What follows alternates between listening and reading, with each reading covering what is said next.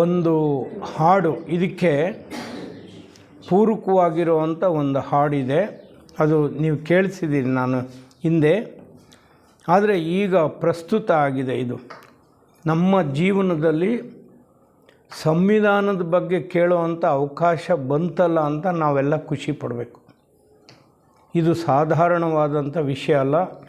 ಎಲ್ಲರೂ ಸಂವಿಧಾನವನ್ನು ಅಧ್ಯಯನ ಮಾಡಿ ನಮಗೆ ಹೇಳ್ತೀನಿ ಒಂದು ವಿಷಯವಾಗಿ ಅಂತ ಹೇಳೋದು ತುಂಬ ಕಷ್ಟ ಇದೆ. ಆದರೆ ನಮ್ಮ ಥಿಯಾಸಫಿಯ ಸಹೋದರ ಸಹೋದರಿಯರಿಗೆ ಆ ಅವಕಾಶ ಬಂದಿದೆ. ಅದನ್ನು ನಾವು 3 ಭಾಗವಾಗಿ ಹಂಚಿದ್ದೀವಿ. ಈಗ ಪೀಠಿಕಾ ಭಾಗ ಮತ್ತು ಮೂಲಭೂತ ಹಕ್ಕುಗಳು ಹಂಗಂದರೆ ಏನು. ನಾಗರಾಜ್ ಅವರು ಮಾತಾಡಬೇಕಾದ್ರೆ ಹೇಳಿದ್ರು, ಅಂಬೀಗ ನಾನಿನ್ನ ನಂಬಿದೆ. ಒಬ್ಬರು ನಡೆದಿರೋ ದಾರಿಯನ್ನು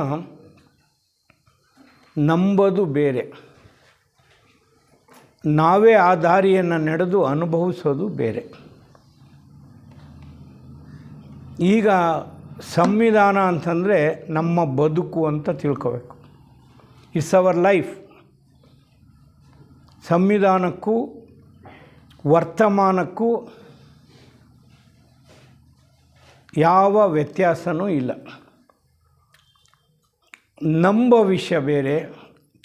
ಇದೆಲ್ಲ ಚರಿತ್ರೆ ಆಗ್ಬೋದು, ಭಗವದ್ಗೀತೆ ಆಗ್ಬೋದು, ಭಾಗವತ ಆಗ್ಬೋದು. ಹೀಗಿದ್ದರು ಹಾಗಿದ್ದರು ನಮ್ಮ ಪೂರ್ವಜರು. ಅದು ನಮಗೆ ಒಂದು ದಾರಿಯನ್ನು ತೋರಿಸ್ಬೋದು, ಪಥವನ್ನು ತೋರಿಸ್ಬೋದು. ಆದರೆ ಸಂವಿಧಾನವನ್ನು ಅಧ್ಯಯನ ಮಾಡೋದ್ರಲ್ಲಿ ಹೀಗೆ ಹೆಂಗಿರಬೇಕು, ಈ ಗಳಿಗೆನಲ್ಲಿ ಹೆಂಗಿರಬೇಕು, it speaks about the present. ಅದರಿಂದ ನಾವು ಜಾಗೃತರಾಗಿರಬೇಕು. ನಮ್ಮ ಬದುಕು ಹೀಗಿರಬೇಕು ಅಂತ ನಮ್ಮ ಸಂವಿಧಾನವನ್ನು ನಾವು ರಚನೆ ಮಾಡಿದ್ವಿ. ಅದನ್ನು ನಾನು ನಿಮಗೆ ತಿಳಿಸ್ಕೊಡ್ತೀನಿ. ಅದಕ್ಕಿಂತ ಮುಂಚೆ ಇದಕ್ಕೆ ಪೂರಕವಾಗಿರೋ ಅಂಥದ್ದು ಶಿವರುದ್ರಪ್ಪ ಅವರ ಹಾಡು ಏನಂದರೆ, ಎಲ್ಲೋ ಹುಡುಕಿದೆ ಇಲ್ಲದ ದೇವರ ಕಲ್ಲು ಮಣ್ಣುಗಳ ಗುಡಿಯೊಳಗೆ. ಎಲ್ಲೋ ಹುಡುಕಿದೆ ಇಲ್ಲದ ದೇವರ ಕಲ್ಲು ಮಣ್ಣುಗಳ ಗುಡಿಯೊಳಗೆ. ಇಲ್ಲೇ ಇರುವ ನಮ್ಮಲ್ಲೇ ಇರುವ ಪ್ರೀತಿ ಸ್ನೇಹಗಳ ಗುರುತಿಸದಾದೇನು ನಮ್ಮೊಳಗೆ. ಎಲ್ಲೋ ಹುಡುಕಿದೆ ಇಲ್ಲದ ದೇವರ ಕಲ್ಲು ಮಣ್ಣುಗಳ ಗುಡಿಯೊಳಗೆ. ಇಲ್ಲೇ ಇರುವ ಪ್ರೀತಿ ಸ್ನೇಹಗಳ ಗುರುತಿಸದಾದೇನು ನಮ್ಮೊಳಗೆ. ಎಲ್ಲಿದೆ ನಂದನ ಎಲ್ಲಿದೆ ಬಂಧನ, ನಂದನ ಬಂಧನ. ಎಲ್ಲಿದೆ ನಂದನ ಅಂದರೆ ಅತೀ ಸಂತೋಷವಾಗಿರೋವಂಥ ಸ್ಥಿತಿ ನಂದನ ಅಂದರೆ. ಎಲ್ಲಿದೆ ನಂದನ ಎಲ್ಲಿದೆ ಬಂಧನ, ಎಲ್ಲ ಇವೆ ಈ ನಮ್ಮೊಳಗೆ. ನಮ್ಮ ಹತ್ರನೇ ಇದೆ. ನಾವು ಸ್ವತಂತ್ರರಾಗೂ ಇರ್ಬೋದು, ಪರತಂತ್ರರಾಗೂ ಇರ್ಬೋದು, ಅವಲಂಬಿತರಾಗಿರ್ಬೋದು, ನಿರಾವಲಂಬಿಗಳಾಗಿ ಇರ್ಬೋದು. ಅದು ನಮ್ಗೆ ಚಾಯ್ಸು. ಅದೇ ಸಂವಿಧಾನ. It's A choice of life. ಜೀವನದ ಅನೇಕ ಭಾಗಗಳನ್ನು, ಮಗ್ಗಲುಗಳನ್ನು ತೆರೆದಿಟ್ಟು ನಿನಗೆ ಯಾವ ದಾರಿನಲ್ಲಿ ಹೋಗ್ಬೇಕೋ ನಡ್ಕೊಂಡು ಹೋಗಯ್ಯ, ನೀನು ಬದುಕಯ್ಯ, ಚೆನ್ನಾಗಿ ಬದುಕಯ್ಯ ಅಂತ ಹೇಳೋದೇ ಭಾರತದ ಸಂವಿಧಾನ. That's our life. ಹತ್ತಿರವಿದ್ದು ದೂರ ನಿಲ್ಲುವೆವು, ಹತ್ತಿರವಿದ್ದು ದೂರ ನಿಲ್ಲುವೆವು, ನಮ್ಮ ಅಹಮ್ಮಿನ ಕೋಟೆಯಲ್ಲಿ. ಕೋಟೆ ಕಟ್ಕೊಂಬಿಟ್ಟಿದ್ವಿ. ನೀನು ಈ ಜಾತಿಯವನು, ನೀನು ಈ ಧರ್ಮದವನು, ನಮ್ಮ ಹತ್ರ ಬರಬಾರ್ದು, ನೀರು ನಾವು ಒಯ್ತೀವಿ, ನೀವು ಹಿಡ್ಕೊಂಡು ಬೊಗಸೆನಲ್ಲಿ ಕುಡಿಬೇಕು. ಯಪ್ಪ, ಮನುಷ್ಯರು ನಾವೆಲ್ಲ ಮನುಷ್ಯರ ಥರನೇ ಉಪಯೋಗಿಸ್ತಾರೆ. ನಾಯಿಗೆ ತೂರಿಸ್ತೀವಿ, ನಾಯಿಗೆ ಕರ್ಕೊಂಡು ಹೋಗ್ತೀವಿ, ಮಲಮೂತ್ರ ಮಾಡಿಸ್ತೀವಿ, ಎಲ್ಲ ಮಾಡ್ತೀವಿ. ಮನುಷ್ಯರನ್ನು ನಂಬಲ್ಲ. ಕಾನ್ಸ್ಟಿಟ್ಯೂಷನ್ ಸೇಸ್, ಅದು ನಮ್ಮ ಆತ್ಮವಿಶ್ವಾಸ, ಅದು ಬದುಕು, ನಮ್ಮ ಜೀವನ, ನಮ್ಮ ಸೌಂದರ್ಯ, ನಮ್ಮ ಜೀವನದ ಸೊಗಸು ಭಾರತದ ಸಂವಿಧಾನ. ಹತ್ತಿರವಿದ್ದು ದೂರ ನಿಲ್ಲುವೆವು ನಮ್ಮ ಅಹಮ್ಮಿನ ಕೋಟೆಯಲ್ಲಿ. ಎಷ್ಟು ಕಷ್ಟವೋ ಹೊಂದಿಕೆ ಎಂಬುದು, ಎಷ್ಟು ಕಷ್ಟವೋ ಹೊಂದಿಕೆ ಎಂಬುದು 4 ದಿನದ ಈ ಬದುಕಿನಲ್ಲಿ. ನಾವೆಲ್ಲ ಶಾಶ್ವತವಾಗಿರೋರಲ್ಲ. ನಾವು ಕ್ಯೂನಲ್ಲಿ ಇದ್ದೀವಿ. ಈಗ ಯಾರ್ಯಾರ ಟೈಮ್ ಯಾವಾಗ ಬರುತ್ತೋ ಅಲ್ಲ. ಇವತ್ತು ಬಂದಿರೋರು, ಇಲ್ಲಿ ಥಿಯಾಸಫಿ ಬಂದಿರೋರು ಎಷ್ಟು ಜನ ಇವತ್ತು ಶಾಂತಿ, ಎಷ್ಟೋ ಜನ ಇವತ್ತು ನೆನಪು ಮಾಡ್ಕೊಂಡ್ವಿ ಎಲ್ಲ ಹಿರಿಯರನ್ನು. ಅವ್ರಿಗಿಲ್ಲ, ನಮ್ಮ ಹತ್ರ ಇದ್ದರು, ನಡೆದಾಡಿದ್ರು, ಅವ್ರಿಗಿಲ್ಲ. ನಮ್ಮದು ಅದೇ ರೀತಿ ಒಂದು ಕೊನೆ ಖಂಡಿತ ಇದೆ, ನಮ್ಮೆಲ್ಲರಿಗೂ ಇದೆ. ಸೊ ಇರುವಂತಹ ಬದುಕನ್ನು ಹೇಗೆ ಬದುಕಬೇಕು ಅನ್ನೋದು ಭಾರತದ ಸಂವಿಧಾನ. ಇದು ಯಾರಪ್ಪ ಕೊಟ್ಟರು? ಅದೂ ಭಾಳ ಮುಖ್ಯ. ಯಾರೋ ಬರೆದ್ರು ಗ್ರಂಥ, ಆ ಥರ ಅಲ್ಲ. ಇದನ್ನೇ ನಾವು ಸಂವಿಧಾನದಲ್ಲಿ ತಿಳ್ಕೋಬೇಕಾಗಿರೋದು, ಸರಿಯಾದಂಥ ಅರಿವನ್ನು ಮೂಡಿಸ್ಕೋಬೇಕಾಗಿರೋದು. ನೋಡಿ, ಅದರಲ್ಲಿ ಒಂದು ಶಬ್ದ ಇದೆ, we the people of India.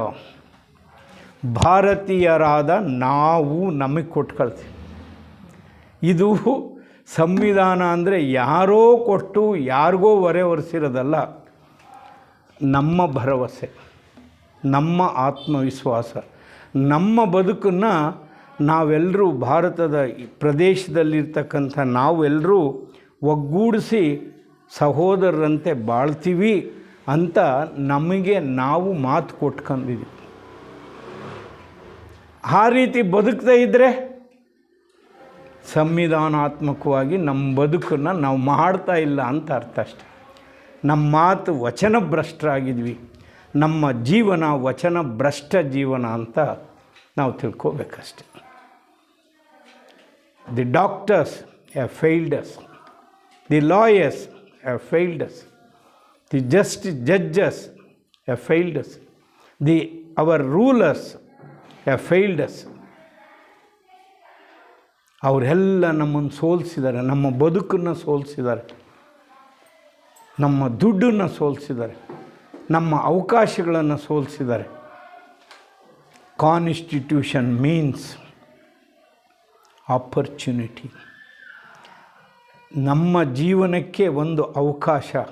ನೋಡಿ, ಎಲ್ಲಿ ಹೇಳಿ, ಎಲ್ಲಿಯ ಹೈಕೋರ್ಟು, ಎಲ್ಲಿಯ ಹೈಕೋರ್ಟ್ ಜಡ್ಜು ನೀವು ಊಹೆ ಮಾಡಿದ್ರೆ, ಯಾವುದು ನನ್ನನ್ನು ಕರ್ಕೊಂಡು ಹೋಗಿದೆ ಬೆಂಗಳೂರಿಗೆ ಪ್ರಾಕ್ಟೀಸ್ ಮಾಡಿ ಹೈಕೋರ್ಟ್ವರೆಗೂ ಅಂತಂದರೆ ಇಟ್ ಈಸ್ ದಿ ಕಾನ್ಸ್ಟಿಟ್ಯೂಷನ್.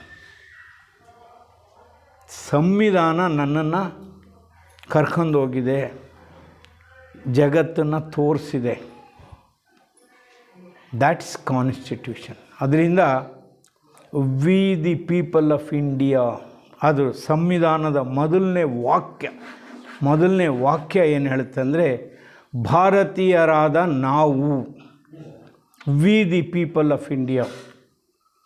ಅದು 26 ನವೆಂಬರ್ 1949 26 ನವೆಂಬರ್ 1949 ಇಸ್ವಿಯಲ್ಲಿ ನಮಗೆ ನಾವೇ ಅರ್ಪಣೆ ಮಾಡಿಕೊಳ್ಳುತ್ತೇವೆ, ಇದನ್ನು ಕಾಯ್ದೆಯಾಗಿ ಸ್ವೀಕರಿಸುತ್ತೇವೆ, ಅಂಗೀಕರಿಸುತ್ತೇವೆ, ಮುದ್ರೆ ಒತ್ತುತ್ತೇವೆ ಅಂತ ಭಾರತದ ಸಂವಿಧಾನ ನಮಗೆ ನಾವೇ ಕೊಟ್ಟಿಕೊಂಡುವಂತಹ ನಮ್ಮ ಬದುಕಿನ ಭವಿಷ್ಯವನ್ನು ರೂಪಿಸಿಕೊಳ್ಳಲಿಕ್ಕೆ ನಾವೇ ತೆಗೆದುಕೊಂಡಂಥ ನಿರ್ಧಾರ. ಇದು ನಮ್ಮ ನಿರ್ಧಾರ, ಯಾರೋ ಹೊರಗಿನವರು ಕೊಟ್ಟಿರುವಂಥದ್ದು ಅಲ್ಲ. ಅದರಿಂದ ಮೊದಲನೇದಾಗಿ ನಾವು ತಿಳ್ಕೋಬೇಕು, ಭಾರತದ ಸಂವಿಧಾನ ಅಂತಂದರೆ ಭಾರತೀಯರಾದ ನಾವು ಏನು ಭರವಸೆ ಕೊಟ್ಕೊಂಡಿದ್ವಿ, ಅದರಲ್ಲಿ ಏನು ಮಾಡಿದ್ವಿ, ಸಾಮಾಜಿಕ ನ್ಯಾಯದ ಭರವಸೆಯನ್ನು ನಮಗೆ ನಾವು ಕೊಟ್ಕೊಂಡಿದ್ವಿ. ಅದ್ರ ಸೋಷಿಯಲ್ ಜಸ್ಟಿಸ್, ಸಾಮಾಜಿಕ ನ್ಯಾಯದ ಬಗ್ಗೆ ಭರವಸೆಯನ್ನು ಕೊಟ್ಕೊಂಡಿದ್ವಿ. We have promised. ನೋಡಿ, ಭಾರತದ ಈ ಭೂಪ್ರದೇಶದಲ್ಲಿರೋವಂಥವರು ನಾವೆಲ್ಲ ಸಹೋದರರಂತೆ ಬದುಕ್ತೀವಿ. ನಾವು ಸಾಮಾಜಿಕ ನ್ಯಾಯ, ಸಮಾನತೆ ಅಂದ್ರೇನು, ಸೋಷಿಯಲ್ ಜಸ್ಟಿಸ್ ಅಂದ್ರೇನು, ಸಾಮಾಜಿಕ ನ್ಯಾಯ ಅಂದ್ರೇನು, ಸಮಾನತೆ ಅಂದರೆ ಏನು ಅನ್ನುವಂಥದ್ದನ್ನು ನಾವು ತಿಳ್ಕೋಬೇಕು. ಇದಕ್ಕೆ ನಾನು ಹಿಂದೆ ಒಂದು ಸ್ಟೋರಿ ಹೇಳಿದ್ದೀನಿ, ಇವತ್ತು ಕೂಡ ಅದನ್ನು ಪ್ರಸ್ತಾಪ ಮಾಡ್ತೀನಿ. ಇದನ್ನು ನಾವು ಎಲ್ಲಿವರೆಗೂ ನಾವು ತಿಳ್ಕೊಳ್ಳಲ್ವೋ ಸಮಾನತೆ ಅನ್ನೋದ್ರ ಬಗ್ಗೆ, ಅಲ್ಲಿವರೆಗೂ ನೀನು ಮೇಲು ನಾನು ಕೀಳು. ಮನುಷ್ಯರೇ, ಎರಡು ಕಾಲೇ ಇದ್ದರೆ, ಎರಡು ಕಣ್ಣೇ ಇದ್ದರೆ, ನಾಲ್ಕು ಕಣ್ಣು ಯಾರಿಗೂ ಇಲ್ಲದೆ ಇದ್ದರೂ ಕೂಡ ಅವರು ದೊಡ್ಡವರು, ನಾವು ಚಿಕ್ಕವರು, ನಾವು ದೊಡ್ಡವರು, ನಾವು ಚಿಕ್ಕವರು ಅನ್ನುವಂಥ ಭಾವನೆ ನಮ್ಮಲ್ಲಿ ಇದ್ದೇ ಇರುತ್ತೆ. ಆ ಪ್ರಕರಣ ನೀನು ಹೇಳಿದೆ, ನನ್ನ ಅಮೇರಿಕನ್ ಸುಪ್ರೀಂ ಕೋರ್ಟ್ದು ಪ್ರಕರಣ ಹೇಳಿದ್ದೀನಿ. ದಕ್ಷಿಣ ಆಫ್ರಿಕಾದಿಂದ ನೀಗ್ರೋಗಳು ಹೋಗಿದ್ದಾರೆ. ಅಲ್ಲಿರೋರೆಲ್ಲ ನೀಗ್ರೋಗಳು, ಅಂದರೆ ಅವರ ಮೈ ಬಣ್ಣ ಕಪ್ಪು ಅಂತ. ಆದರೆ ಅಮೇರಿಕ ದೇಶದಲ್ಲಿರೋ ಅಂಥವ್ರು ಅವ್ರ ಮೈ ಬಣ್ಣ ಬೆಳಕು. ಈ ತಾರತಮ್ಯ ಈಗಲೂ ಕೂಡ, ಈಗಲೂ ನೀವು ಹೋಗಿರೇ ನೋಡ್ಬೋದು. ಅಲ್ಲಿ ಬಿಳಿಯರು ಕರಿಯರು, ಬಿಳಿಯರು ಕರಿಯರು ಅನ್ನುವಂಥ ರೇಷಿಯಲ್ ಡಿಫರೆನ್ಸ್ ಅಂತ ಕರಿತೀವಿ. ಅದು ಅಂದರೆ ಮೈ ಬಣ್ಣದ ಆಧಾರದ ಮೇಲೆ ತಾರತಮ್ಯ. ಅವ್ರಿಗೇನು ಕೊಡಬೇಡ್ರಿ, ಅವ್ರನ್ನ ಒಲಿಂಪಿಕ್ಸ್ನಲ್ಲಿ ಓಡಿಸ್ಬೇಡ್ರಿ, ಅವರು ಕ್ರಿಕೆಟ್ ಆಡೋಕ್ಕೆ ಯೋಗ್ಯರಲ್ಲ, ಬಿಳಿಯವರೇ ಆಡಬೇಕು, ಕರಿಯವರು ಓಡೋಕ್ಕೂ ಇಲ್ಲ, ಯಾವುದೂ ಇಲ್ಲ ಅವರಿಗೆ. ಅವ್ರು ಏನಿದ್ರು ಕೂಲಿ ಮಾಡ್ಕೊಂಡು ತಿನ್ನಬೇಕು. ಅಂದರೆ ಆ ತಾರತಮ್ಯದ ಆಧಾರದ ಮೇಲೆ ತುಳಿದಾಕ್ಬಿಟ್ಟಿದ್ವಿ ಜನಸಂಖ್ಯೆ. ಜನಗಳಿಗೆ ಮೇಲ್ ಬರೋಕ್ಕೆ ಬಿಡ್ತಾ ಇಲ್ಲ. ನೀನು ಓದಂಗಿಲ್ಲ, ನೀನು ಓದಂಗಿಲ್ಲ. ನಮ್ಮ ಧಾರ್ಮಿಕ ಗ್ರಂಥಗಳಲ್ಲಿ ನೀವು ನೋಡಿದ್ರೆ ಮನುಷ್ಯರನ್ನು ಎಷ್ಟು ಕನಿಷ್ಠವಾಗಿ ನೋಡಿದ್ದಾರೆ ಅನ್ನೋವಂಥ ವಿಷಯಗಳನ್ನು ನೀವು ಅರ್ಥ ಮಾಡ್ಕೋಬೋದು. ಮನುಷ್ಯರು ಇನ್ನೊಂದು ಮನುಷ್ಯರು ಒಬ್ಬ ಮನುಷ್ಯನನ್ನು ಕನಿಷ್ಠವಾಗಿ ನೋಡಿರುವಂಥ ಉದಾಹರಣೆಗಳು ಇದೆ. ನಮ್ಮ ದೇಶ ಬಿಟ್ಬಿಡಿ, ಗ್ರೀಸ್ ದೇಶದಲ್ಲಿ ಅರಿಸ್ಟಾಟಲ್ ಅಂತ ಬಂದ. ಅರಿಸ್ಟಾಟಲ್ ಅಂದರೆ ಗ್ರೇಟ್ ಗ್ರೀಕ್ ಫಿಲಾಸಫರ್, ತತ್ವಜ್ಞಾನಿ. ಅಂದರೆ ಎಲ್ಲರೂ ಅವನ ಮಾತು ಕೇಳೋ ಅಂಥದ್ದು. ಅವನು ಹೇಳಿಬಿಟ್ಟ, women have fewer teeth than men ಅಂದ್ಬಿಟ್ಟ. ಹೆಂಗಸರಿಗೆ ಗಂಡಸರಿಗಿಂತ ಕಮ್ಮಿ ಹಲ್ಲು ಇದೆ ಕಣ್ರಿ ಅಂದ್ಬಿಟ್ಟ. ಎಲ್ಲರೂ ಪ್ರಚಾರ ಮಾಡಿಬಿಟ್ರು ಅಲ್ಲಿ. ಗ್ರೀಸ್ ದೇಶದ ಜನಗಳೆಲ್ಲ ಹೆಂಗಸರಿಗೆ ಹಲ್ಲು ಕಮ್ಮಿ, ಹೆಂಗಸರಿಗೆ ಹಲ್ಲು ಕಮ್ಮಿ, ಹೆಂಗಸರಿಗೆ ಹಲ್ಲು ಕಮ್ಮಿ.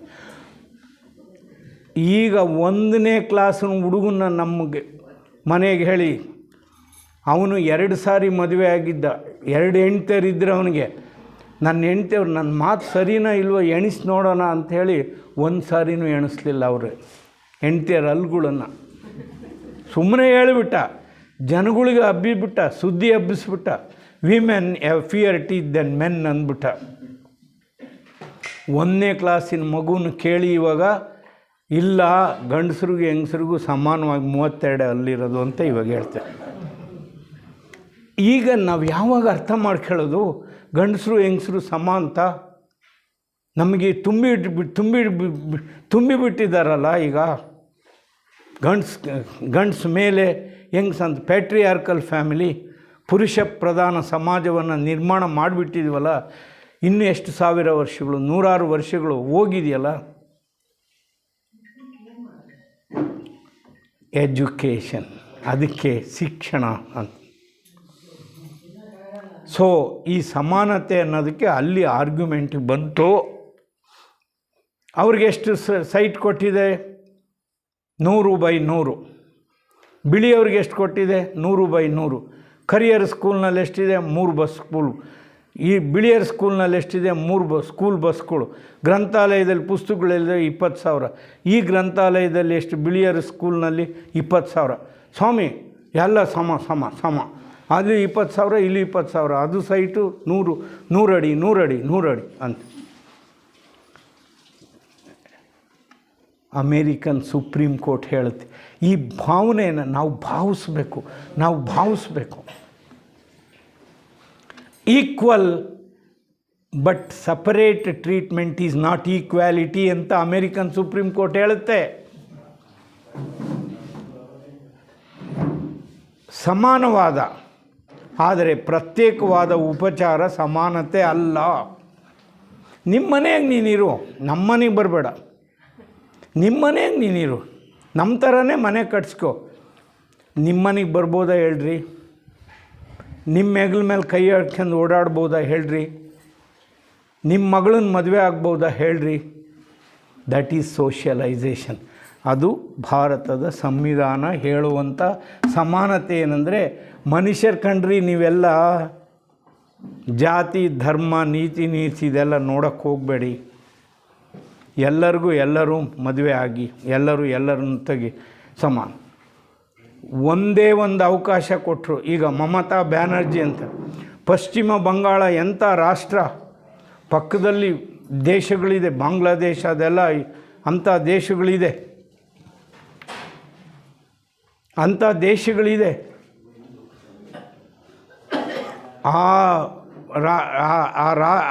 ಆ ಪಶ್ಚಿಮ ಬಂಗಾಳ ರಾಜ್ಯದ ಮುಖ್ಯಮಂತ್ರಿ ಯಾರು? ಯಾಕೆ ಆದರೂ? ಭಾರತದ ಸಂವಿಧಾನ, ಕಾನ್ಸ್ಟಿಟ್ಯೂಷನ್ ಸೇಸ್. ಅದರಿಂದ ಕ್ರಿಕೆಟ್ ಆಡೋದು, ವರ್ಲ್ಡ್ ಕಪ್ ಗೆದ್ದುಬಿಟ್ರು ಮೊನ್ನೆ ಹೆಣ್ಮಕ್ಳು. ಯಾಕೆ ಗೆಟ್ಟರು? Because of the constitution. ನೀವು ಹೆಣ್ಮಕ್ಳು ಆಡಂಗಿಲ್ಲ ರೀ ಕ್ರಿಕೆಟ್, ನೀನು ಆಡೋದ? ನೀನು ಹೋಗಮ್ಮ ಅಡುಗೆ ಮಾಡೋಗಮ್ಮ ಅಂತ ಹೇಳ್ತೀವಿ. ಅಷ್ಟು ವಿ ಹ್ಯಾವ್ ಡಿಪ್ರೈವ್ಡ್. ಎಷ್ಟು ಜನ ಹೆಣ್ಮಕ್ಳಿದ್ದಾರೆ? 50% ಆಫ್ ಹ್ಯುಮ್ಯಾನಿಟಿ ಈಸ್ ವುಮೆನ್. ಪ್ರಪಂಚದಾದ್ಯಂತ ಕೋಟ್ಯಾಂತರ ಜನಗಳೇನಿದ್ದಾರೋ ಅದರಲ್ಲಿ 10%ಕ್ಕಿಂತಲೂ ಹೆಚ್ಚು ಭಾಗ ಮಹಿಳೆಯರು ಇದ್ದಾರೆ. ಒಂದು ಸ್ಟ್ರೋಕಲ್ಲಿ ನೀವು ಓದಂಗಿಲ್ಲ ಅಂತ. ಎಲ್ಲ ಭಾರತದಲ್ಲಾದರೂ ಅಷ್ಟೇ, ಬಾಂಗ್ಲಾದೇಶದಲ್ಲೂ ಅಷ್ಟೇ, ಪಾಕಿಸ್ತಾನದಲ್ಲೂ ಅಷ್ಟೇ, ಅಮೇರಿಕದಲ್ಲಾದರೂ ಅಷ್ಟೇ. ನಮ್ಮ ದೇಶದಲ್ಲಾದರೂ ಪ್ರಧಾನಮಂತ್ರಿ ಆಗಿದ್ದಾರೆ ಇಂದಿರಾ ಗಾಂಧಿಯವರು. ಅಮೇರಿಕ ದೇಶದಲ್ಲಿ ಇದುವರೆಗೂ ಒಬ್ಬ ಪ್ರೆಸಿಡೆಂಟ್ ಮಹಿಳೆ ಆಗಿಲ್ಲ ಇವತ್ತವರೆಗೂ.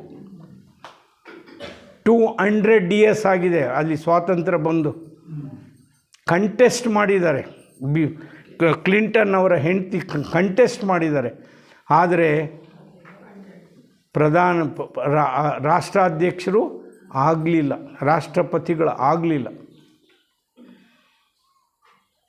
ಸೊ ಅದರಿಂದ we the people of India ಅಂದರೆ ನಾವೆಲ್ಲ ಸೇರ್ತೀವಿ ಅಂತ ತಿಳ್ಕೊಬೇಕು. ಕುರುಡ, ಕುಂಟ, ಎಳುವ, ಮೂಗ, ಮಾತಾಡೋಕ್ಕೆ ಬರೋನು, ಎಲ್ಲರಿಗೂ ಭಾರತ, ನಮ್ಮೆಲ್ಲರಿಗೂ ಸೇರಿರೋವಂಥದ್ದು.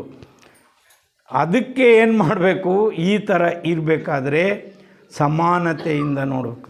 ಸಮಾನತೆ ಅಂದ್ರೇನು? Fraternity, brotherhood. ಅಂದರೆ ಅದಕ್ಕೆ ಸಹೋದರ ಸಹೋದರಿಯರೇ ಅಂತ. ಯಾವುದೋ ನಿಮ್ಮದು ಜಾತಿ ಬೇರೆ, ನಿಮ್ಮದು ಧರ್ಮ ಬೇರೆ ಅಲ್ಲ. ನಾವು ಅಣ್ಣ ತಮ್ಮಂದಿರ ಥರ ಮಾಡ್ತೇವಪ್ಪ ಬದುಕನ್ನ. ಆ ರೀತಿ ಭರವಸೆಯನ್ನು ನಾವು ಕೊಟ್ಕೊಂಡಿದ್ದೀವಿ. ನಮಗೆ ನಾವು ಭರವಸೆಯನ್ನು ಕೊಟ್ಕೊಂಡಿದ್ದೀವಿ.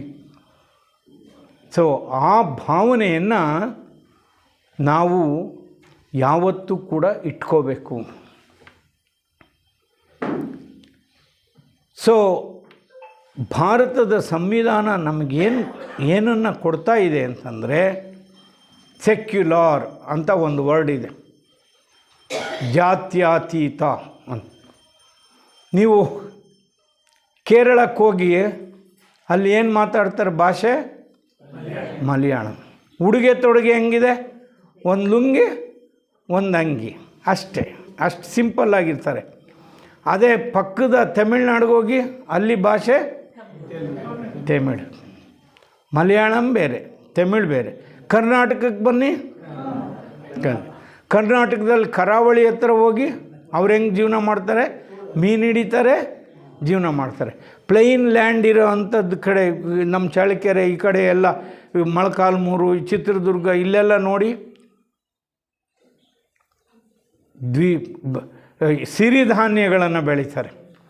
ಮಂಡ್ಯದ ಕಡೆ ಹೋಗಿ ಕಬ್ಬು, ಭತ್ತ ಎಲ್ಲ ಬೆಳೀತಾರೆ. ಸೊ ಆಹಾರ ಪದ್ಧತಿ ಬೇರೆ, ರೀತಿ ನೀತಿಗಳು ಬೇರೆ, ವೈವಿಧ್ಯಮಯವಾಗಿದೆ. ಉಡುಪುಗಳು ಬೇರೆ, ಭಾಷೆ ಬೇರೆ, ಬದುಕೇ ಬೇರೆ. ಅದರಿಂದ ಆತ್ಮೀಯ ಬಂಧುಗಳೇ, ನಾವೆಲ್ಲ ಈ ಸಂವಿಧಾನವನ್ನು ಚೆನ್ನಾಗಿ ಅರ್ಥೈಸ್ಕೋಬೇಕು. ಆಗ ನಮಗೆ ಗೊತ್ತಾಗುತ್ತೆ ಫ್ರೆಟರ್ನಿಟಿ ಅಂದರೆ ಏನು ಅಂತ. ನಾವೀಗ ಆಚರಣೆ ಮಾಡ್ತಾ ಇರೋದು ಫ್ರೆಟರ್ನಿಟಿ ಅಲ್ಲ, ಅದನ್ನು ನಾವು ಇನ್ನೂ ಸಾಧನೆ ಮಾಡಬೇಕಾಗಿದೆ. ಡಿಗ್ನಿಟಿ ಆಫ್ ಇಂಡಿವಿಜುವಲ್ ಅಂತಿದೆ. ಅಂದರೆ ಗೌರವದಿಂದ ಬದುಕಬೇಕು, ನಾಟ್ ಅನಿಮಲ್ ಎಕ್ಸಿಸ್ಟೆನ್ಸ್. ತಂದೆ ತಾಯಿಗಳಿಗೆ ಚೈನ್ ಹಾಕಿರೋ ಅಂಥದ್ದನ್ನು ನಾವು ನೋಡೋಕ್ಕೆ ಸಾಧ್ಯ ಇದೆ. ಅಮಾನುಷವಾಗಿ ನಮ್ಮ ಮಹಿಳೆಯರ ಬಗ್ಗೆ ಅತ್ಯಾಚಾರಗಳು, ಈಗ ನಿರ್ಭಯ ಪ್ರಕರಣ ಒಂದೇ ಸಾಕು ನಿಮಗೆ. ಈ ಕಾನೂನು ಬಂದಿದೆ, ನಾನು ಹೇಳ್ತಾ ಹೋಗ್ತೀನಿ. ಈ ಕಾನೂನನ್ನು ನೀವು ಅರ್ಥ ಮಾಡ್ಕೊಂಡ್ರೆ ಅವಾಗ ನಿಮಗೆ ಗೊತ್ತಾಗುತ್ತೆ ಏನೆಲ್ಲ ಹಿಂಸೆ ಆಗಿದೆ. ಕೋಪಾಸನರಿ ರೈಟ್ಸ್ ಅಂತಂದರೆ ಗಂಡು ಮಕ್ಕಳಿಗೆ ಹೇಗೋ ಹೆಣ್ಮಕ್ಳಿಗೂ ಅದೇ ರೀತಿ ಭಾಗ ಬರಬೇಕು. ಯಾವಾಗ ಕೊಟ್ಟರು? ಈಗ ಇತ್ತೀಚೆಗೆ ಒಂದು ಎರಡೂವರೆ ದಶಕಗಳಿಂದ ಕೊಟ್ಟಿದ್ದಾರೆ. ಇದು ಇನ್ನೂ ಲಾ ಸೆಟ್ಲ್ ಆಗ್ತಾ ಇದೆ, ಕೊಟ್ಟಿಲ್ಲ. ಅಂದರೆ ಕೋಪಾಸನರಿ ರೈಟ್ಸ್ ಇವಾಗ ಕೊಟ್ಟಿದ್ದಾರೆ ಅಂದರೆ ಅರ್ಥ ಏನು? ಇರಲಿಲ್ಲ ಅಂತ ಅರ್ಥ. ಕೊಟ್ಟಿದ್ದಾರೆ ಅಂದರೆ ಅರ್ಥ ಏನು? ಒಂದು ಕಾಲಕ್ಕೆ ಇರಲಿಲ್ಲ. 100 ವರ್ಷಗಳಿಂದ ಇತ್ತ ಅಂದರೆ ಇಲ್ಲ. ನೀನು ಗಂಡು ಮಗುನೇ ತಂದೆಗೆ ನೀನು ತರ್ಪಣ ಕೊಡಬೇಕು ಅಂತ ಹೇಳ್ತಾಯಿದ್ರು. ಈಗ ಶವ ಸಂಸ್ಕಾರನ ಹೆಣ್ಮಗಳೂ ಮಾಡ್ಬೋದು. ಸತಿ ಪದ್ಧತಿ ಅಂತ ಒಂದಿತ್ತು, ಸತಿ ಸಿಸ್ಟಮ್ ಅಂದರೆ ನೋಡಮ್ಮ, ಚಿಕ್ಕ ವಯಸ್ಸಿಗೆ ಬಹಳ ಬಾಲ್ಯದಲ್ಲೇ ಬಾಲ್ಯ ವಿವಾಹ ಇತ್ತು ಆ ಕಾಲದಲ್ಲಿ.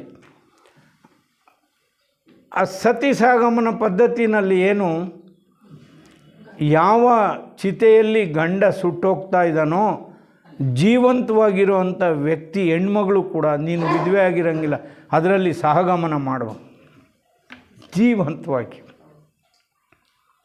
ವಿಡೋ ರೀಮ್ಯಾರೇಜ್ ಇಲ್ಲ.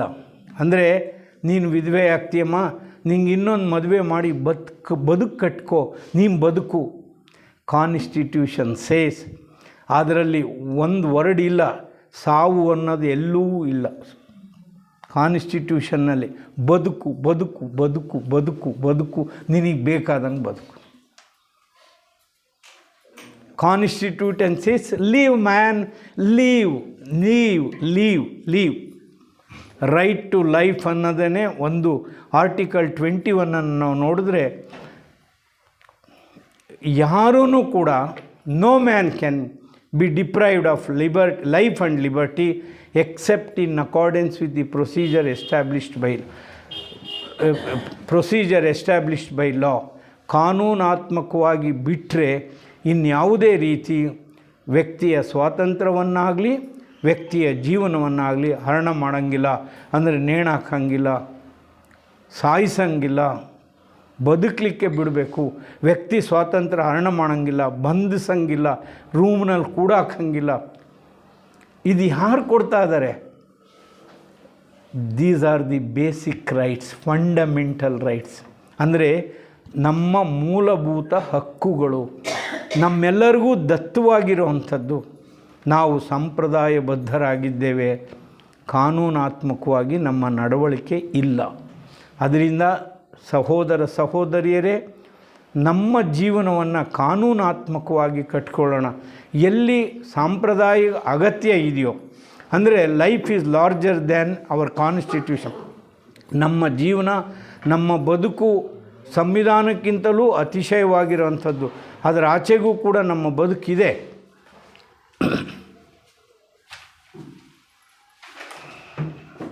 ಆ ರೀತಿ ನಮ್ಮ ಬದುಕನ್ನು ಮಾಡೋಣ.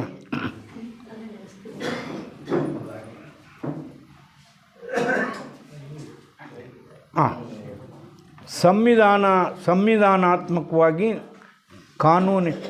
ಸಂವಿಧಾನಕ್ಕಿಂತಲೂ ನಮ್ಮ ಬದುಕು ಮೀರಿದೆ, ವಿಶಾಲವಾಗಿದೆ. ಆ ರೀತಿಯ ಬದುಕನ್ನು ನಾವು ಕಟ್ಕೋಬೇಕು. ಅಂದರೆ ನಮ್ಮ ಸಂಪ್ರದಾಯಗಳು ವೈಯಕ್ತಿಕ ಆಗಬೇಕು, ಮನೆಗೆ ಸೀಮಿತ ಆಗಬೇಕು. ಈಗ ನಾವು ಒಂದು ಟೆಸ್ಟ್ ಮಾಡೋಣ ನಿಮಗೆ. ಒಬ್ಬ ಮುಸ್ಲಿಮು ಮಸೀದಿಗೆ ಹೋಗಿ ಏನು ಮಾಡ್ತಾನೆ? ಒಬ್ಬ ಹಿಂದೂ ಒಂದು ಮಂದಿರಕ್ಕೆ ಹೋಗಿ ಏನು ಮಾಡ್ತಾನೆ?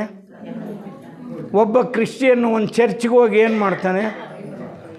ಹೆಸರು ಬೇರೆ ಅಷ್ಟೇ. ಅಲ್ಲಿ ಮಾಡೋದೇನು ಏನು ಅಂತ ಕೆಟ್ಟದಾಗಲಿ ಅಂತ ಮಾಡ್ತಾನ? ಎಲ್ಲರಿಗೂ ಒಳ್ಳೆಯದಾಗಲಿ ಅಂತಲೇ ಪ್ರಾರ್ಥನೆ. ನಾವು ಬೆಳಿಗ್ಗೆನೇ ಪ್ರಾರ್ಥನೆ ಮಾಡಿದ್ವಿ. ಹಿಂದೂ ಆದರೂ ಅಷ್ಟೇ, ಮುಸ್ಲಿಮ್ ಆದರೂ ಅಷ್ಟೇ, ಯಾವುದೇ ಧರ್ಮವನ್ನು ತೆಗೆದುಕೊಳ್ಳಿ, ಅದು ಎಲ್ಲರ ಕ್ಷೇಮಕ್ಕಾಗಿ ಪ್ರಾರ್ಥನೆ. It's a prayer, place of prayer. A church, a masjid, a temple, ಇವೆಲ್ಲವೂ ಕೂಡ ಪ್ಲೇಸ್ ಆಫ್ ಪ್ರೇಯರ್ಸ್. ಅದು ನಮ್ಮ ವೈಯಕ್ತಿಕವಾಗಿರಬೇಕು. ನಾವು ಒಂದು ರಾಷ್ಟ್ರವಾಗಿ ಇದೆಲ್ಲದನ್ನು ತೆಗೆದಿಡಬೇಕು. ನಮ್ಮ ಮನೆಗೆ ಆಚರಣೆ ಮಾಡೋಣ, ಪೂಜೆ ಮಾಡೋಣ, ನಮ್ಮ ಆಚಾರ ವಿಚಾರಗಳು ಏನಿದೆಯೋ ನಮ್ಮ ಧರ್ಮನ ನಾವು ಇಟ್ಕೊಳ್ಳೋಣ, ಅದೆಲ್ಲ ಸರಿಯೇ.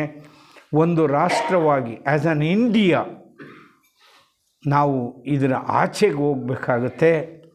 ಅಲ್ಲಿ ನಾನು ಭಾರತೀಯ ಅಂತ ಅಷ್ಟೇ, ನನ್ನ ಗುರುತೇನು, ನಾನು ಭಾರತೀಯ ಅಂತ ನನಗೆ ಎಂದು ನಮ್ಮ ಧ್ವನಿನಲ್ಲಿ, ನಮ್ಮ ಹೃದಯದಲ್ಲಿ ಈ ಧ್ವನಿ ಬರುತ್ತೋ ಆಗ ನಾವು ಸಂವಿಧಾನವನ್ನು ಗೌರವಿಸೋಕ್ಕೆ ಸ್ಟಾರ್ಟ್ ಮಾಡಿದ್ದೀವಿ ಅಂತ ಅರ್ಥ ಆಗುತ್ತೆ.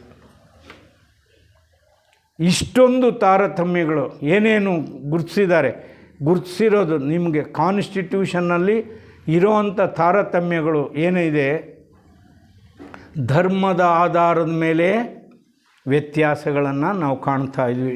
V discriminate between individual and individual on the ground of religion, race, ಪಂಗಡಗಳ ಆಧಾರದ ಮೇಲೆ. ನಾನು ರೇಷಿಯಲ್ ಡಿಫ್ರೆನ್ಸ್ ಅಂತ ಹೇಳಿದೆ, ಮೈ ಬಣ್ಣ, ನೀನು ಕರಿಯ ನಾನು ಬಿಳಿಯ, ಆ ರೀತಿ ತಾರತಮ್ಯಗಳು ನಮ್ಮದೇ. ಕಾಸ್ಟ್, ಜಾತಿಯ ಆಧಾರದ ಮೇಲೆ, ನಾನು ಮೇಲ್ಜಾತಿಗೆ ಸೇರಿದವನು, ನೀನು ಕೆಳಗದೆ. ನಿಮ್ಮಮ್ಮ ಹೊಟ್ಟೆಗೆ ಹೆಂಗಪ್ಪ ಹುಟ್ಟೆ, ನೀನು 11 ತಿಂಗಳಿದ್ದ? ಇಲ್ಲ, ಎಲ್ಲರಿಗೂ ಹೆರಿಗೆ ಟೈಮ್ ಒಂದೇ, ಎಲ್ಲರ ಗರ್ಭನೂ ಒಂದೇ, ನಮ್ಮ ತಾಯಿ ಗರ್ಭನೂ ಒಂದೇ, ಇನ್ನೊಬ್ಬರು ತಾಯಿ ಗರ್ಭನೂ ಒಂದೇ. ನಾವೆಲ್ಲ 4 ಕೈಗಳಿಂದ ಯಾರಾದರೂ ಹುಟ್ಟಿದ್ರಾ? ಇಲ್ಲ. 4 ಕಣ್ಣುಗಳಿಂದ ಯಾರಾದರೂ ಹುಟ್ಟಿದ್ರಾ? ಇಲ್ಲ. ಅದು ಒಂದು ವಿಶೇಷ ಸಂದರ್ಭ ಇರ್ಬೋದು, ಬಟ್ ನಾರ್ಮಲ್ಲಾಗಿ ಜನರಲಿ ನಾವು ಮಾತಾಡೋದಾದರೆ ಆ ರೀತಿಯ ಹುಟ್ಟು ಎಲ್ಲೂ ಆಗಿಲ್ಲ. ಸೊ ನಾವು ಡಿಸ್ಕ್ರಿಮಿನೇಟ್ ಮಾಡ್ತಾಯಿದ್ವಿ. ಅಂದರೆ ವ್ಯಕ್ತಿಯ ಮಧ್ಯದಲ್ಲಿ ತಾರತಮ್ಯ ಮಾಡ್ತಾ ಇರೋದು ಎಂದರೆ ಧರ್ಮದ ಆಧಾರದ ಮೇಲೆ, ಜಾತಿಯ ಆಧಾರದ ಮೇಲೆ, ಲಿಂಗದ ಆಧಾರದ ಮೇಲೆ. ಜೆಂಡರ್ ಜಸ್ಟಿಸ್ ಅಂತ ಕರಿತೀವಿ ಇದಕ್ಕೆ, ಜೆಂಡರ್ ಜಸ್ಟಿಸ್ ಅಂತ ಕರಿತೀವಿ. ನೀನು ಹೆಣ್ಮಗಳು ಕಣ, ಅದಕ್ಕೆ ನೀನು ಸ್ಕೂಲ್ಗೆ ನೋಡಮ್ಮ, ಹೈಸ್ಕೂಲ್ವರೆಗೂ SLCವರೆಗೂ ಓದಿ ನೀನು ಶಾಲೆ ಬಿಟ್ಬಿಡ್ಬೇಕು, ನೀನು ಮದುವೆ ಮಾಡಬೇಕು ಅಂತ ಹೇಳಿದ್ವಿ. ಈಗ MAನೂ ಓದಿದ್ದಾರೆ, PhDನೂ ಓದಿದ್ದಾರೆ, ರಾಷ್ಟ್ರದ ಮಂಚೂಣಿನಲ್ಲಿ ಇದ್ದಾರೆ. ಇನ್ನೊಂದು ಸ್ವಲ್ಪ ದಿನ ಹೇಳ್ತೀನಿ, ಮಹಿಳೆಯರದೇ ಒಂದು ಪಕ್ಷ ಅಂತ ಕಟ್ಕೊಂಬಿಟ್ರು ಅಂತ ಇಟ್ಕೊಳ್ಳಿ. ಮಹಿಳೆಯರದೇ, ನಮಗೆ ಗಂಡಸೋದು ಬೇಡಪ್ಪ, ನಮಗೆ ನಾವೇ ಓಟ್ ಹಾಕ್ಯಂತೀವಿ ಅಂತಂದರೆ 33% ಯಾಕೆ 100% ಬರೀ ಮಹಿಳೆಯರಿಗೆ ಕೊಡ್ಬೋದು. ಈ ಯೋಚನೆ ಇದೇನು ಅತಿಶಯೋಕ್ತಿ ಅಲ್ಲ. ಅಲ್ಲೇ ಈ ಬೇರೆಯವ್ರ ತಲೆನಲ್ಲಿ ಬರ್ತಾ ಇದೆ ಈ ಯೋಚನೆ, ಎಂದೋ ಒಂದಿನ ಸಾಕಾರ ಆಗುತ್ತೆ. ನಾವು ನೋಡ್ತೀವಿ ಮಹಿಳಾ ಪಕ್ಷ ಕಂಡ್ರಿ ನಮ್ಮ ಇದಕ್ಕೆ ನಾವು 33%. ಏನು ಕಷ್ಟಪಡ್ತೀರಪ್ಪ, ನಮಗೆ ಕಷ್ಟ ಕೊಡ್ತಾ ಇದ್ದೀರಿ. 100% ನಾವು ಬರೀ ಮಹಿಳೆಯರಿಗೆ ಕೊಡ್ತೀವಿ ಟಿಕೆಟ್. ಕೊಡ್ಬೋದು. ಸೊ ಅಂಥ ದಿನಗಳಲ್ಲಿಗೆ ನಾವು ಮಾಡ್ತೀವಿ. ಸೊ ಇದನ್ನು ನಾವು ತಿಳ್ಕೋಬೇಕು. ಎಲ್ಲರೂ ಕೂಡ ಭಾರತದ ಸಂವಿಧಾನದ ಅಡಿಯಲ್ಲಿ ಯಾರು ಬರ್ತಾರೋ ಅವರಿಗೆ ಬೇಸಿಕ್ ರೈಟ್ಸ್, ಮೂಲಭೂತ ಹಕ್ಕುಗಳು ಎಲ್ಲರಿಗೂ ಇದೆ. ನಿಮಗೆ ನಮಗೆ ಅಂತಲ್ಲ, ಪ್ರತಿಯೊಬ್ಬ ವ್ಯಕ್ತಿಗೂ ಕೂಡ ನಾಗರಿಕ ಆದಂಥವನಿಗೆ ಆ ಮೂಲಭೂತ ಹಕ್ಕುಗಳಿದೆ. ಅದೇನಿದೆ? Equality before law, equal protection of law. ಕಾನೂನಿನ ಮುಂದೆ ಎಲ್ಲರೂ ಸಮಾನರು, ಸಮಾನ ರಕ್ಷಣೆಗೆ. ಬರೀ ಅಮೇರಿಕದಲ್ಲಿ ನೀವು ಇವಾಗ ನಡೀತಾ ಇದೆ ಈಗ ಆ್ಯಕ್ಚುಲಿ ಆ ಕಾನ್ವರ್ಜೇಷನ್ಸನ್ನು ಅಥವಾ ಆ ಇಂಟರ್ವ್ಯೂಸ್ಗಳನ್ನು, ಆ ಸಂಭಾಷಣೆಗಳನ್ನು, ಆ ಪಾಟಿ ಸವಾಲುಗಳನ್ನು ಕೇಳಿದರೆ ನಿಮಗೆ ಗೊತ್ತಾಗುತ್ತೆ, ನಾವು ಎಷ್ಟು ಹಿಂದೆ ಇದ್ದೀವಿ, ಸಂವಿಧಾನವನ್ನು ನಾವು ಅರ್ಥನೇ ಮಾಡ್ಕೊಳ್ಳಿಲ್ಲ, ನಮಗೆ ನಾವೇ ಕೊಟ್ಕೊಂಡಿರೋ ಅಂಥದ್ದೂ ಅನ್ನೋಂಥದ್ದು ನಮ್ಗೆ ಗೊತ್ತಿಲ್ಲ, ಮೂಲಭೂತ ಹಕ್ಕುಗಳು ನಮಗಿದೆ ಅಂತಲೂ ಗೊತ್ತಿಲ್ಲ. ಬೇಸಿಕ್ ರೈಟ್ಸ್, ಫಂಡಮೆಂಟಲ್ ರೈಟ್ಸ್ ಅಂದ್ರೇನು, ಬದುಕಲಿಕ್ಕೆ ಕನಿಷ್ಠ ಅಷ್ಟು ಅಗತ್ಯ ಇದೆ ಅಂತ. This is approved. ನಾನು ನೀವು ಹೇಳೋ ಅಂಥದ್ದಲ್ಲ, ಜಗತ್ತಿನ ಎಲ್ಲ ರಾಷ್ಟ್ರಗಳು ಕೂಡ ಇದಕ್ಕೆ ಸೈನ್ ಮಾಡಿದ್ದಾವೆ, ಮಂಜೂರು, ಓಕೆ ಅಂತ ಹೇಳಿದ್ದಾರೆ. ಮೊದಲನೇದು ಈಕ್ವಾಲಿಟಿ, ಆರ್ಟಿಕಲ್ 14, 15, 16. ಕೆಲಸ ಕೊಡೋದ್ರಲ್ಲಾಗಲಿ, ಸರ್ಕಾರಿ ನೌಕರಿಗಳಲ್ಲಾಗಲಿ equality before law, equal protection of law. ಇನ್ನು ಮಕ್ಕಳಿಗೆ, ಮಹಿಳೆಯರಿಗೆ ಮತ್ತು ಮಕ್ಕಳಿಗೆ ವಿಶೇಷ ಕಾನೂನುಗಳನ್ನು ಮಾಡಬಹುದು ಅಂತಿದೆ. ಅವ್ರನ್ನ ಮೇಲಕ್ಕೆ ಎತ್ತಬೇಕಪ್ಪ, ಅವ್ರು ಬಿದ್ದೋಗಿದ್ದಾರೆ. ಈಗ 2 ಕುದುರೆ ನಿಲ್ಲಿಸ್ಬಿಡೋದು, 2 ಕುದುರೆನ ನಿಲ್ಲಿಸೋದು. ಆದರೆ ಒಂದು ಉಳ್ಳಿ ತಿಂದಿದೆ, ಇನ್ನೊಂದು ಹುಲ್ಲು ತಿಂದಿದೆ, ಎರಡೂ ಓಡು ಅಂತ ಹೇಳೋದು. ಆ ಉಳ್ಳಿ ತಿಂದಿರೋದು ಇದೆಯಲ್ಲ, ಚಕ್ ಅಂತ ನೆಕ್ಕಂದು ಓಡ್ಬಿಡುತ್ತೆ, ಮೊದಲು ಗುರಿಕ್ಬಿಡುತ್ತೆ. ಈ ಕುದುರೆ ಓಡ್ತಾ ಇಲ್ಲ, ಇದು ಓಡ್ತಾಯಿಲ್ಲ. ಮೊದಲು ಉಳ್ಳಿ ಕೊಡಯ್ಯ. That is reservation. ರಿಸರ್ವೇಷನ್ ಅಂದ್ರೇನು? ಉಳ್ಳಿ ತಿನ್ಸೋದು ಅಂತ ಅರ್ಥ ಅಷ್ಟೇ. ರಿಸರ್ವೇಷನ್ ಅಂದರೆ ಏನೋ ಒಂದು ಎಲ್ಲಿಂದನೋ ತಂದುಬಿಟ್ಟಿದಾರಪ್ಪ ಅಂತಲ್ಲ. ಈ ಕುದುರೆಗೂ ಉಳ್ಳಿ ಹಾಕಯ್ಯ, ಅದು ಹುಲ್ಲು ತಿಂತೈತೆ, ಆಮೇಲೆ ಓಡಿಸು ಎರಡೂ. ಆವಾಗ ಹಿಂದೆ ಮುಂದೆ ಹೋದರೆ ನಂಬರ್ 1, ನಂಬರ್ 2 ಅಂತ ಹೇಳು, ಪರವಾಗಿಲ್ಲ ಅದಕ್ಕೆ. ಆದರೆ ಅಸಮಾನವಾಗಿರುವಂಥದ್ರಲ್ಲಿ ಸಮಾನತೆಯನ್ನು ಹುಡ್ಕಕ್ಕೆ ಹೋದರೆ ಅದು ಸಾಧ್ಯ ಆಗಲ್ಲ ಅಂತ. That concession to give strength. ಯಾರಿಗೂ ಊರ್ಗೋಲು ಕೊಡ್ಬೇಕು ಹೇಳ್ರಿ? ಕೈ ಕಾಲು ಗಟ್ಟಿ ಇರೋವನಿಗೆ ಊರ್ಗೋಲು ಕೊಡಬೇಕಾ? ಊರ್ಗೋಲು ಯಾರಿಗೆ ಕೊಡಬೇಕು? ಯಾರು ಎದ್ದೇಳಕ್ಕಾಗಲ್ವೋ, ಯಾರು ದುರ್ಬಲನೋ ಅವನಿಗೆ ಒಂದು ಕೋಲನ್ನು ಕೊಡಬೇಕಲ್ವಾ?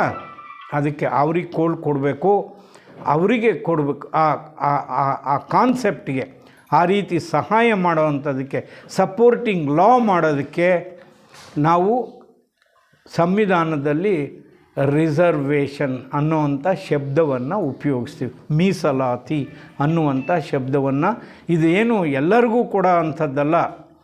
ಯಾರು ದುರ್ಬಲರಾಗಿದ್ದಾರೋ, ಹಿಂದು ಬಿದ್ದಿದ್ದಾರೋ, ಶಿಕ್ಷಣವೇ ವಂಚಿತರಾಗಿದ್ದಾರೋ, ಸಾಮಾಜಿಕವಾಗಿ ವಂಚಿತರಾಗಿದ್ದಾರೋ ಅವರನ್ನು ಕೈ ಹಿಡಿದು ಮೇಲೆತ್ತಿ ಸಮಾನತೆಗೆ ತನ್ನಿ ನಾವೆಲ್ಲರೂ ಸಮಾನವಾಗಿ ಅದರಿಂದ ನೀವು ಇನ್ನೊಬ್ಬರ ಜೀವನದ ಬಗ್ಗೆ ಕೇರ್ ಮಾಡಲ್ಲ ಅಂತ ತಿಳ್ಕೊಳ್ಳಿ. ಆವಾಗೇನಾಗುತ್ತೆ? ಒಬ್ಬ ಸ್ವಾರ್ಥಿ ಆಗ್ತಾನೆ, ಇನ್ನೊಬ್ಬ ದುರ್ಬಲನ ಆಗ್ತಾನೆ. ಅದಕ್ಕೆ ಒಂದು ಶಬ್ದ ಉಪಯೋಗಿಸಿರು, ಕೋ ಎಕ್ಸಿಸ್ಟೆನ್ಸ್. ಸಹೋದರರಂತೆ ಬಾಳಿ, ಸಹಕಾರ ಜೀವನ ಅಂತ, ಸಹಜೀವನ ಅಂತ ಮಾಡಿ. ಸಹಜೀವನ ಅನ್ನೋವಂಥದ್ರಲ್ಲಿ ಏನಿದೆ ನೋಡಯ್ಯ, ನೀನು ಬದುಕು, ಬೇರೆಯವರನ್ನು ಬದುಕಕ್ಕೆ ಬಿಡಯ್ಯ. That is coexistence. Coexistence ಅಂದ್ರೇನು? ನೀನು live and let live, live and let live. ನೀನು ಬದುಕು, ಬೇರೆಯವರನ್ನು ಬದುಕಕ್ಕೆ ಬಿಡೋದು. That is constitution. Indian constitution ಅಂದ್ರೇನು ಅಂತಂದರೆ ನಾವೆಲ್ಲರೂ ಒಂದು ಸುಂದರವಾದ ಬದುಕನ್ನು ಕಟ್ಕೋಬೋದು. ಏನನ್ನು ಸ್ವಾತಂತ್ರ್ಯ ಕೊಡುತ್ತೆ? 4 ಶಬ್ದಗಳಿದೆ ವೃತ್ತಿ ಮಾಡೋ ಅಂಥದ್ದಕ್ಕೆ. ಮದಕ್ಕೆ profession, trade, business, occupation. Profession, trade, business, occupation 4 ಥರ ಮನುಷ್ಯ ಹುದ್ದೆ ಮಾಡ್ಬೋದು. ಆಕ್ಯುಪೇಷನ್ ಅಂದರೆ ಈಗ ಕುಂಬಾರ ಮಡಿಕೆ ಮಾಡ್ತಾನೆ, ಕಮ್ಮಾರ ಕಬ್ಬಣ ಬಡಿತಾನೆ, ಕೊರ್ಚ ಹಗ್ಗ ಒಸಿತಾನೆ. ಇವೆಲ್ಲ ಆಕ್ಯುಪೇಷನ್ಸ್. ಅಂದರೆ ಬದುಕಿಗಾಗಿ ಒಂದೊಂದು ವೃತ್ತಿಯನ್ನು ಅವರಿಗೆ ಸೀಮಿತ ಮಾಡ್ಕೊಂಡು ಮಾಡ್ತಾರೆ.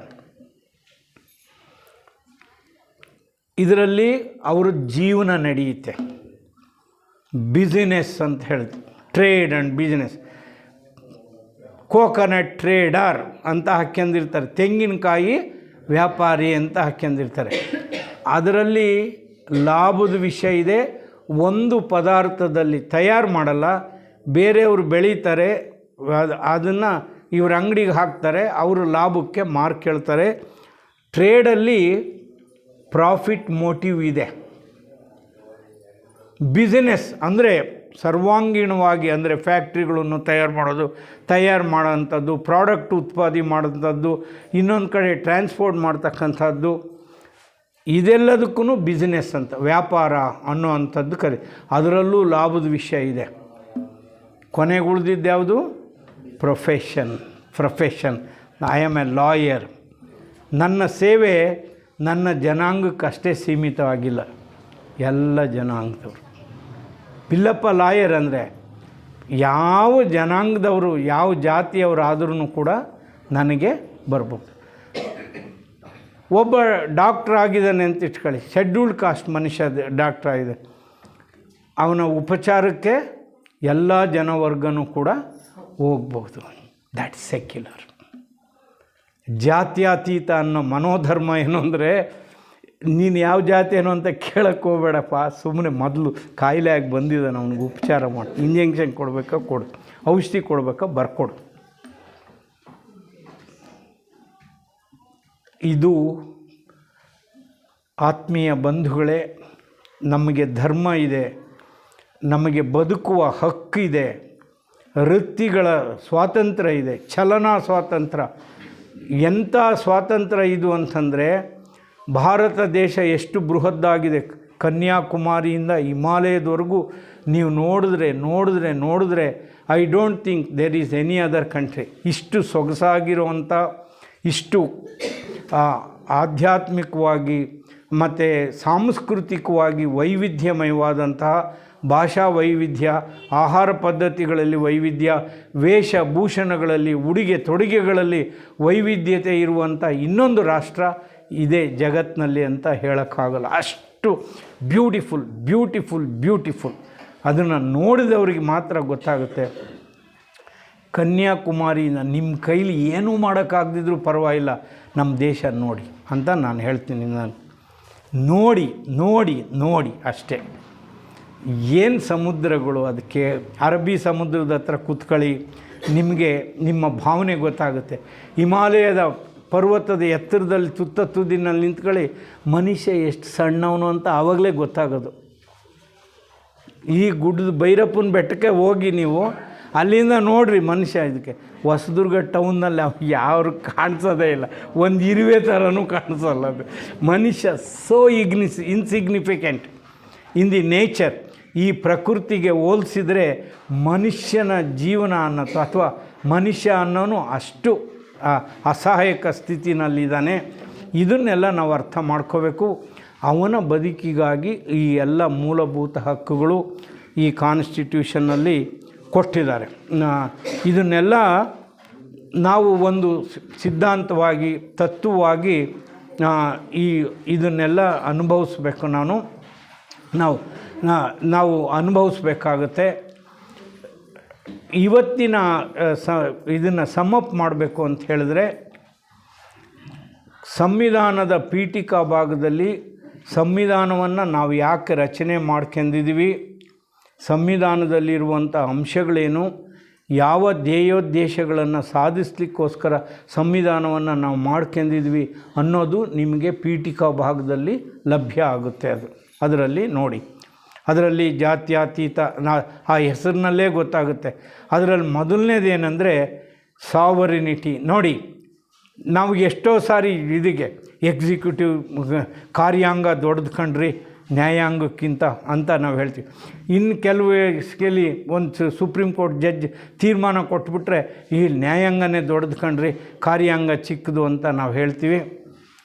ಲೆಜಿಸ್ಲೇಚರ್ ಶಾಸಕಾಂಗ, ಎಕ್ಸಿಕ್ಯೂಟಿವ್ ಕಾರ್ಯಾಂಗ, ಜುಡಿಷಿಯರಿ ನ್ಯಾಯಾಂಗ, ಇದ್ಯಾವುದು ದೊಡ್ಡದಲ್ಲ. People are sovereign. ಭಾರತದ ಸಂವಿಧಾನದಲ್ಲಿ ಶ್ರೇಷ್ಠವಾದದ್ದು ಯಾವುದು?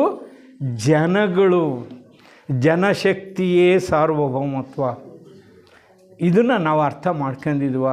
ನಾವೇ ಕಣ್ರಿ MLA ಮಾಡೋದು ಯಾರು? MP ಮಾಡೋದು ಯಾರು? ಜಡ್ಜಿನ ನೇಮಕ ಮಾಡೋದು ಯಾರು? ಅವರು ಹೊಟ್ಟೆ ಹೊರೆಯೋಕ್ಕೆ ತಿಂಗಳ ಸಂಬಳ ಕೊಡೋದು ಯಾರು? ಜನಗಳ ತೆರಿಗೆ ಹಣದಿಂದ ಕೊಡ್ತೀವಿ.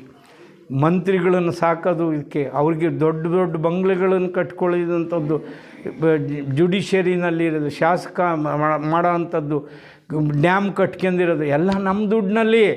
ರಸ್ತೆ ನಾವು ಓಡಾಡೋಕ್ಕೆ ಮಾಡ್ಕೊಂಡಿದ್ವಲ್ಲ ಅದೆಲ್ಲ ನಮ್ಮ ದುಡ್ಡಿನಲ್ಲಿ. ನಮ್ಮ ಪ್ರತಿನಿಧಿಗಳನ್ನು ಆರಿಸ್ತೀವಿ ಅಷ್ಟೇ. ನಮ್ಮ ಪರವಾಗಿ ನೀವು ಕೆಲಸ ಮಾಡಪ್ಪ, ಹೋಗಿ, ನಾವು ಬರೋಕ್ಕಾಗಲ್ಲ, ನಾವು ಹೊಲ ಮನೆ ಕಟ್ಕೊಂಡಿದ್ವಿ, ಅಲ್ಲಿ ಇರ್ತೀವಿ, ನೀವು ಮಾಡಿರಿ ನಮ್ಮ ಪರವಾಗಿ ಅಂತ ಹೇಳ್ತೀವಿ. They are our representatives. ಆದರೆ ನಾವೇನು ಮಾಡಿದ್ವಿ? ನಮ್ಮ ಪ್ರತಿನಿಧಿಗಳನ್ನೇ ನಮ್ಮ ಯಜಮಾನರನ್ನಾಗಿ ಮಾಡಿದ್ವಿ. ನಮ್ಮ ಪ್ರತಿನಿಧಿಗಳನ್ನೇ ನಮ್ಮ ಯಜಮಾನರನ್ನಾಗಿ ಮಾಡಿದ್ವಿ. ನಮ್ಮ ಪ್ರತಿನಿಧಿ ಅಷ್ಟೇ, ಅವರು ಈಸ್ ನಾಟ್ ಅವರ್ ಬಾಸ್. ಈ ಬದಲಾವಣೆ ಯಾವಾಗ ಬರುತ್ತೆ ನೋಡಿ. ಈಗ ನೀವು ಹೊಸದುರ್ಗದ ಟೌನಲ್ಲಿ ಹೋಗಿ ಎಷ್ಟೋ ಕಡೆ ಲೈಟನ್ನು ಆರಿಸಿಲ್ಲ, ಬೀದಿ ಲೈಟ್. ಇದು ಒಂದು ಎಕ್ಸಾಂಪಲ್ ನಾನು ಕೊಡ್ತಾ ಇರೋದು. ಎಷ್ಟು ಜನ ನಿಮ್ಮಲ್ಲಿ ನೋಡ್ಕೊಂಡು ಹೋದ್ರೂ, ಪ್ರತಿದಿನ ದೀಪ ಉರಿಯೋದನ್ನು ನೋಡಿದ್ರೂ ನಿಮ್ಮ ಪ್ರತಿನಿಧಿ ಕರೆದು, ನೋಡಪ್ಪ ಈ ದೀಪ ಆರಿಸು ಅಂತ ಹೇಳಿದಿರಿ ಹೇಳಿ? ಮುನ್ಸಿಪಾಲ್ಟಿದು ಲೈಟು ಅಂತ. ನಮ್ಮದು ಲೈಟ್ ಅದು ನಮ್ಮದು ಲೈಟು. ಸೊ ನಮ್ಮ ತನ ನಮಗಿನ್ನೂ ಬರಲೇ ಇಲ್ಲ. ಈ ತನ ನಮಗೆ ಬರೋವರೆಗೂ, ಈ ತಿಳುವಳಿಕೆ ಸರಿಯಾದ ಅರ್ಥದಲ್ಲಿ ನಮಗೆ ಆಗೋವರೆಗೂ ಕೂಡ we are not living in democracy. ನೀವು ಪ್ರಜಾಪ್ರಭುತ್ವ ವ್ಯವಸ್ಥೆಯಲ್ಲಿ ಬದುಕಿದ್ದೀನಿ ಅಂತ ನೀವು ಹೇಳಬೇಕಾದ್ರೆ, ಮೊದಲನೇದು ಲಾ ಈಸ್ ಸುಪ್ರೀಮ್. ಕಾನೂನಾತ್ಮಕವಾದಂಥ ಆಡಳಿತ ಇರಲೇಬೇಕು. ಆಗ ಮಾತ್ರ ನಾವು ಪ್ರಜಾಪ್ರಭುತ್ವದಲ್ಲಿ ಇದ್ದೀವಿ ಅಂತ ಹೇಳ್ಕೋಬೇಕು. ಜನ ಕಲ್ಯಾಣವೇ ಮುಖ್ಯ. ನಮಗೇನು ಬೇಕೋ, ನಮಗೆ ಜಾಗ ಬೇಕು, ಸೈಟ್ ಅವರು ತಗೊಂಡು ಸೈಟ್ ಮಾಡಿ ನಮಗೆ ಕೊಡಬೇಕು. ನಮಗೆ ಇದು ಏನೋ ಆಹಾರದ ಕೊರತೆ ಆಯಿತು, ಅದನ್ನು ತರಿಸಿ ನಮಗೆ ಎಲ್ಲರಿಗೂ ಜನಗಳಿಗೆ ಸಿಗಂಗೆ ಮಾಡಬೇಕು. ನಮಗೆ ರಸ್ತೆ ಕೊರತೆ ಆಯಿತು, ನಮ್ಮ ಪ್ರತಿನಿಧಿಗಳು ನಮಗೆ ರಸ್ತೆಯನ್ನು ಮಾಡಿಕೊಡ್ಬೇಕು. ಈ ರೀತಿಯಾಗಿ ಜನ ಕಲ್ಯಾಣವೇ, that is of the people, by the people and for the people. ಅಂದರೆ ಜನಗಳಿಂದ, ಜನಗಳಿಗಾಗಿಯೇ, ಜನಗಳಿಗೋಸ್ಕರವೇ ಇರುವಂತಹ ಸರ್ಕಾರವೇ ಪ್ರಜಾಪ್ರಭುತ್ವ ಸರ್ಕಾರ. ಜನಗಳಿಗಾಗಿ, ಜನಗಳಿಂದ, ಜನಗಳಿಗಾಗಿ, ಜನಗಳಿಗೋಸ್ಕರವೇ ಇರುವಂತಹ ಸರ್ಕಾರವೇ ಪ್ರಜಾ ಕಲ್ಯಾಣವೇ ಅದರ ಪ್ರಾಮುಖ್ಯತೆ. ಪ್ರಜಾ ಕಲ್ಯಾಣ ಆಗ್ತಾ ಇದೆಯಾ, ನಾವು ಬಾಯಿ ಬಿಡ್ತಾ ಇದ್ದೀವ, ನಾವು ಪ್ರಶ್ನೆ ಕೇಳ್ತಾ ಇದ್ದೀವ ಅಂತ ನೀವು ಯೋಚನೆ ಮಾಡಿದ್ರೆ ನಾವು ಪ್ರಜಾಪ್ರಭುತ್ವದಲ್ಲಿ ಇದ್ದೀವ ಇಲ್ವಾ ಅಂತ ನೀವೇ ಯೋಚನೆ ಮಾಡ್ಕೋಬಹುದು. ಗೊತ್ತಾಯ್ತಾ? We are not living in democracy. ನಾವು ಪ್ರಜಾಪ್ರಭುತ್ವ ವ್ಯವಸ್ಥೆಯಲ್ಲಿ ಬದುಕ್ತಿಲ್ಲ. ಯಾಕೆಂದರೆ ನಮ್ಮ ಆದೇಶಗಳು ಯಾವುದೂ ಕಾನೂನಾತ್ಮಕವಾಗಿ ನಡೀತಾ ಇಲ್ಲ, ಇಚ್ಛಾನುವರ್ತಿಯಾಗಿ ನಡೀತಾ ಇದೆ. ಮತ್ತು ಜನ ಕಲ್ಯಾಣ ಅದರಲ್ಲಿ ಏನೂ ಇಲ್ಲ. ಅದರಿಂದ we are not living in democracy ಅಂತ ನಾವೆಲ್ಲರೂ ಕೂಡ ತಿಳ್ಕೋಬೇಕು ಅನ್ನುವಂಥದ್ದು ಅತಿ ಮುಖ್ಯವಾದಂಥ ವಿಷಯ.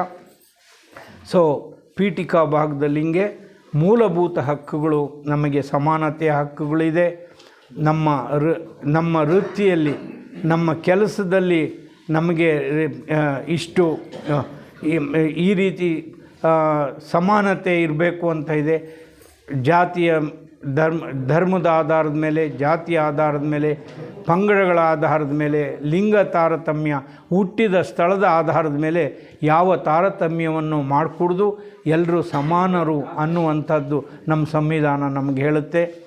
ವೃತ್ತಿಯನ್ನು, ಯಾವುದೇ ವೃತ್ತಿಯನ್ನು ಮಾಡ್ಬೋದು. ಭಾರತ ದೇಶದಲ್ಲಿ ಎಲ್ಲಿ ಯಾವ ಪಾಸ್ಪೋರ್ಟ್, ನೀವು ಮಲೇಷ್ಯಾಕ್ಕೆ ಹೋಗಬೇಕು ಅಂದರೆ ಪಾಸ್ಪೋರ್ಟ್ ತೊಗೋಬೇಕು. ಆದರೆ ಭಾರತದಲ್ಲಿ ಕನ್ಯಾಕುಮಾರಿಯಿಂದ ಹಿಮಾಲಯದವರೆಗೂ ಹೋಗೋಕ್ಕೆ ಯಾವ ಪಾಸ್ಪೋರ್ಟು ಬೇಕಾಗಿಲ್ಲ. ಅಷ್ಟು ವಿಶಾಲವಾಗಿ ನೀವು ಒಂದು ಸ್ಥಳದಿಂದ ಇನ್ನೊಂದು ಸ್ಥಳಕ್ಕೆ ಹೋಗ್ಬೋದು. ಅಲ್ಲಿ ಗುಡ್ಡದ ಮೇಲೆ ಮನೆ ಕಟ್ಕೋಬೋದು. ಎಲ್ಲಿ ಬೇಕಾದ್ರೂ ನೀವು ವಾಸ ಮಾಡ್ಬೋದು. ಅಂತಹ ಹಕ್ಕು ನಮಗಿದೆ. ಇದು ಈ ಭಾಗನ ಇವತ್ತಿಗೆ ಇಷ್ಟು ವಿಷಯಗಳನ್ನು, ನಿಮ್ಮ ಆಲೋಚನೆಗಳನ್ನು ಹಂಚಿ ನನ್ನ ಮಾತುಗಳನ್ನು ಮುಗಿಸ್ತೀನಿ. ನಮಸ್ಕಾರ.